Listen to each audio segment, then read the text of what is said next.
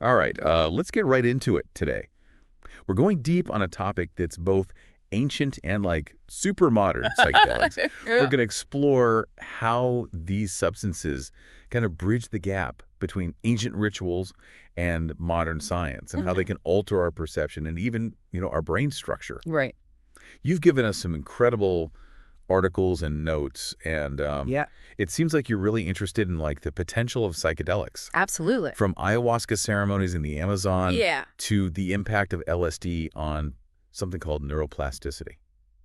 Fascinating stuff. Yeah, So yeah, let's get started. let's get started. I think what I find most fascinating is that for centuries, like cultures around the world have used psychedelics in their spiritual practices, but only recently has like science begun to catch up, Yeah. exploring how these substances work on the brain and their potential for healing. It's like we're rediscovering ancient wisdom through the lens of modern science. Exact. Your notes mentioned the use of ayahuasca in the Amazon rainforest. Right. Can you tell us more about that? So ayahuasca, it's a powerful brew Okay. that has been used for centuries by indigenous tribes in the Amazon for healing and spiritual exploration. Oh. And it's traditionally prepared with a combination of plants containing DMT, Right. a potent psychedelic compound. Okay. And what's intriguing is that these ceremonies often involve a shaman who guides participants through their visions Okay. and helps them interpret their experiences. So it's like a guided tour through the depths of your own consciousness. Yeah, you could say that. That sounds intense. It can be. And your notes also mention the Aztecs and their use of psilocybin mushrooms. Yes, the Aztecs called these mushrooms Tianacatl, Tionacatl. meaning flesh of the gods. Oh. They used them in religious ceremonies to connect with divine forces and gain spiritual insights. Okay. It's just a powerful example of how deeply intertwined psychedelics have been with human spirituality for millennia. Yeah, it makes you wonder if these ancient cultures were tapping into something profound. Right. Something we're only beginning to understand now. Mm-hmm.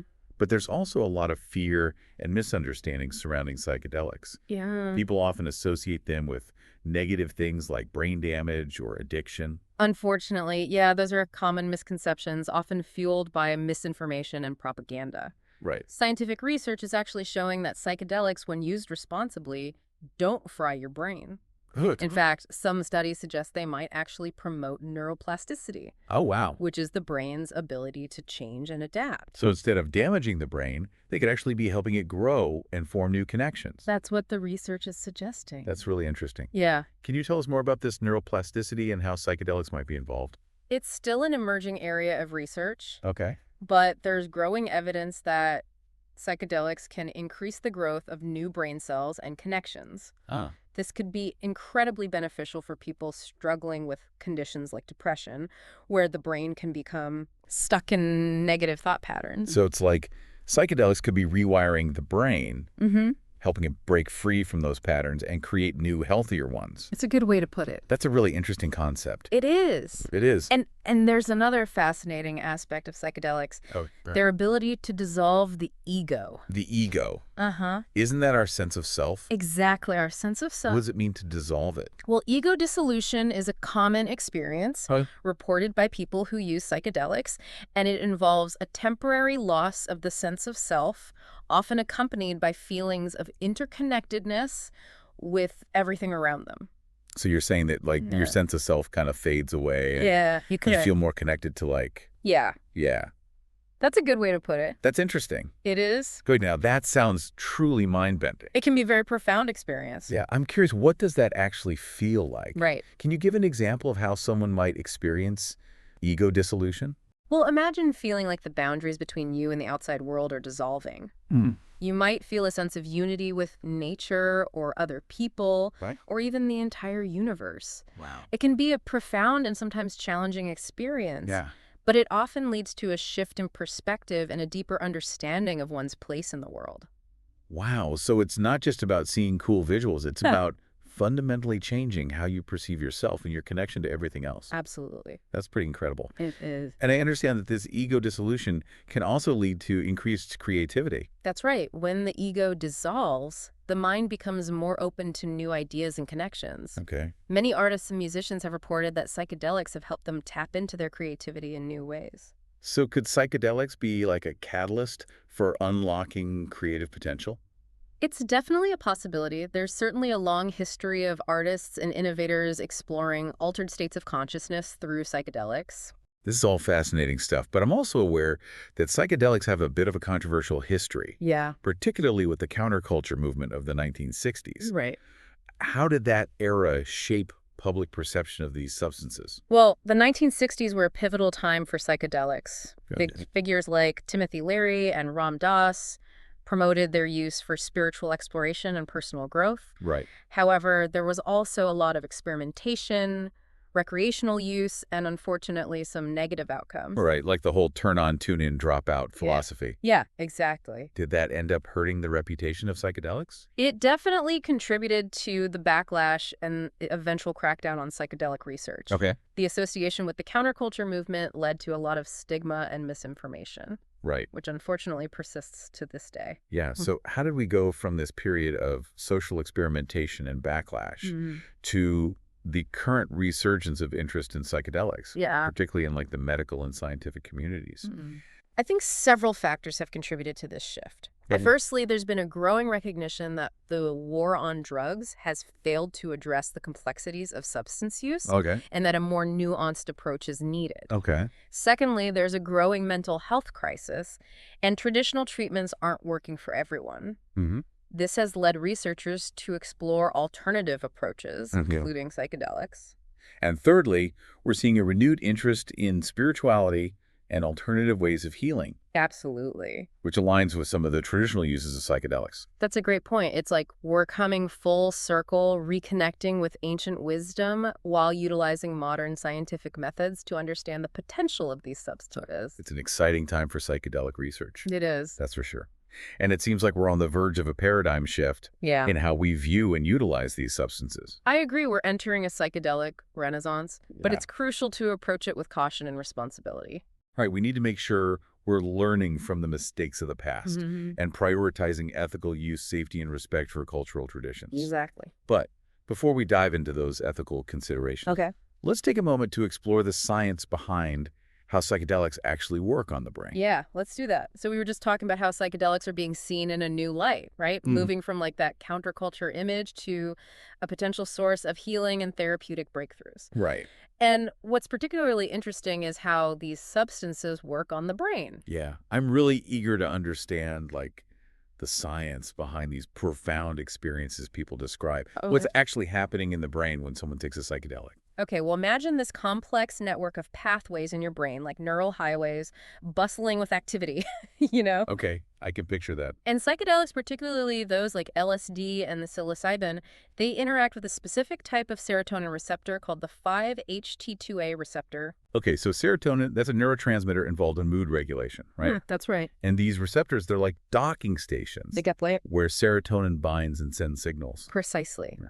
And so what's fascinating is that when psychedelics bind to these 5-HT2A receptors, they trigger this cascade of events that lead to altered perception cognition and even emotional processing. So it's not just about hallucinations. Right. It's about changing how the brain processes information and experiences the world. Exactly.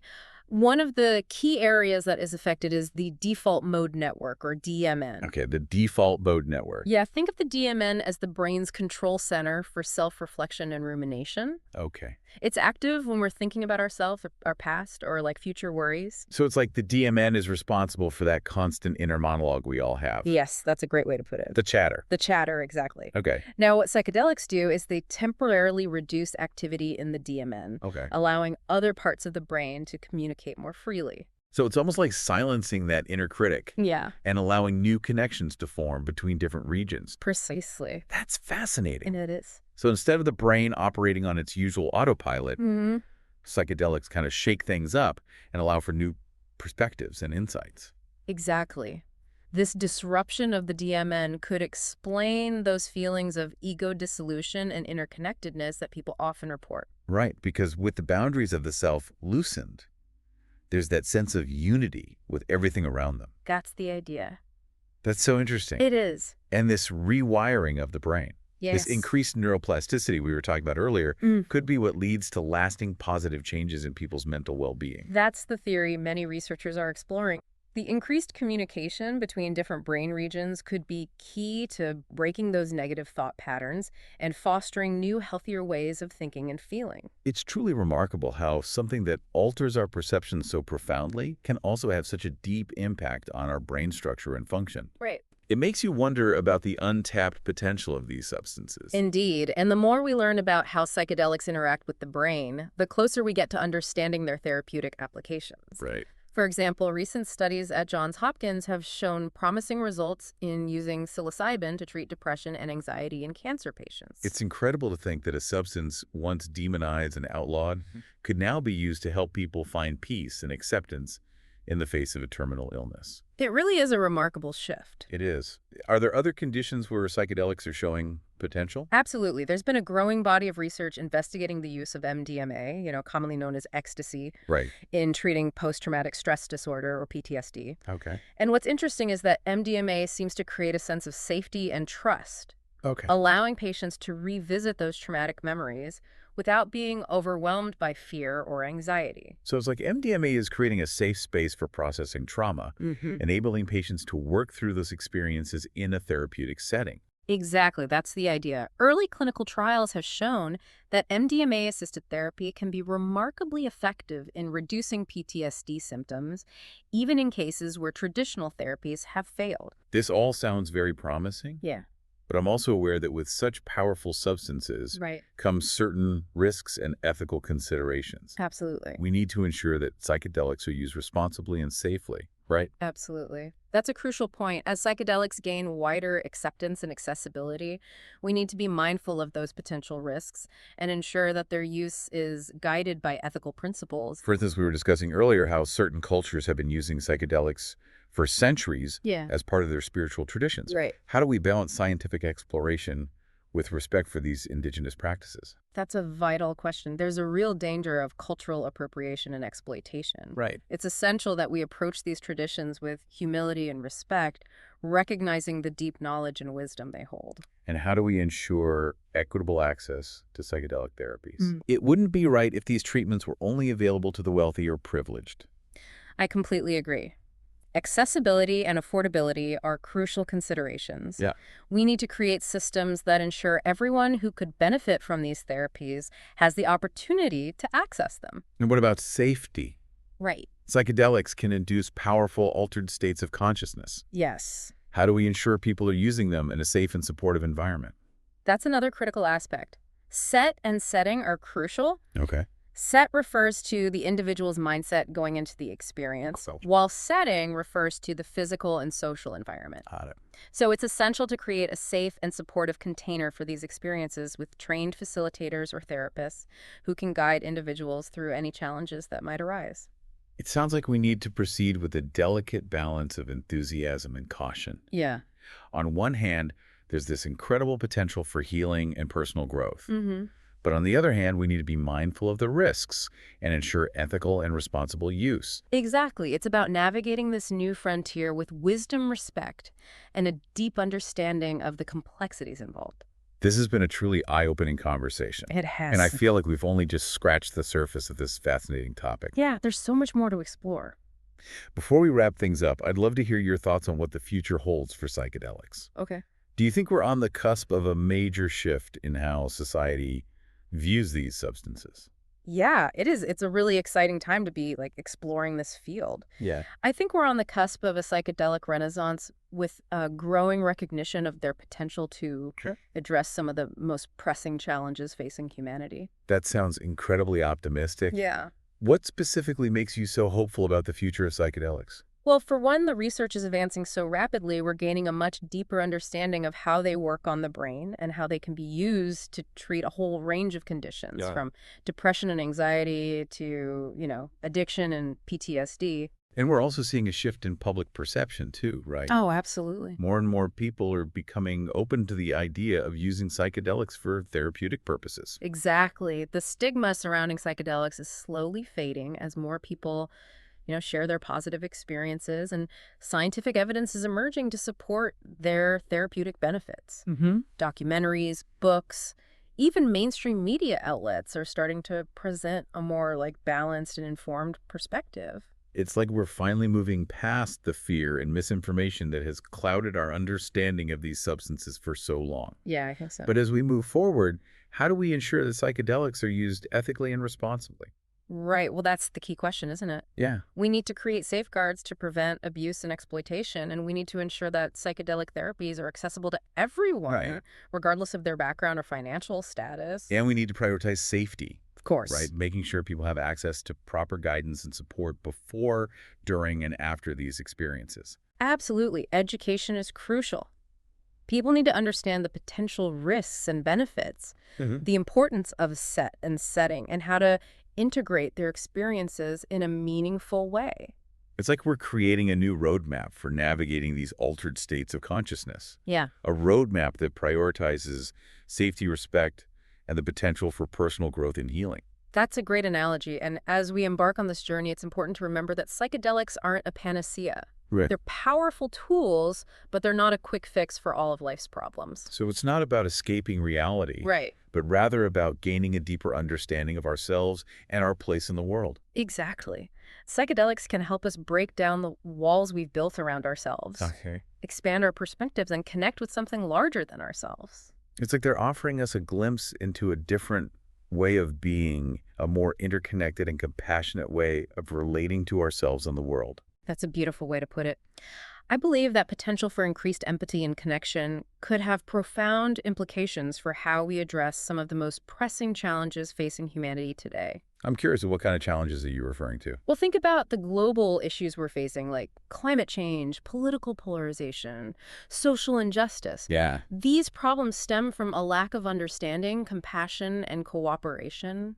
So you're suggesting that psychedelics could help us bridge those divides and find common ground. It's a possibility worth exploring. If psychedelics can help us dissolve the ego and experience a sense of interconnectedness, perhaps they can also help us see beyond our differences and recognize our shared humanity. It's a radical idea, It is. but a hopeful one. Yeah. It makes you wonder if these substances could be a catalyst for positive social change. I share that hope. Of course, it's not a simple solution. There's a lot of work to be done in terms of research education and responsible integration. But I believe that psychedelics have the potential to play a really significant role in shaping a more conscious and compassionate future. As we wrap up this deep dive, Right. what's the one key takeaway you'd like our listener to remember about psychedelics? I think the most important thing is to approach them with curiosity, respect, and a discerning mind. Do your research, prioritize safety, and be open to the transformative possibilities that these substances offer. That's great advice to your listener. As you continue to explore this fascinating realm, remember to stay informed, stay safe, and stay curious. Who knows what incredible discoveries await? The journey's just beginning. And on that note, we'll wrap up our deep dive into the world of psychedelics. We hope you've enjoyed the ride and that it sparked your own curiosity about these powerful and complex substances. Until next time, keep exploring, keep questioning, and keep diving deep.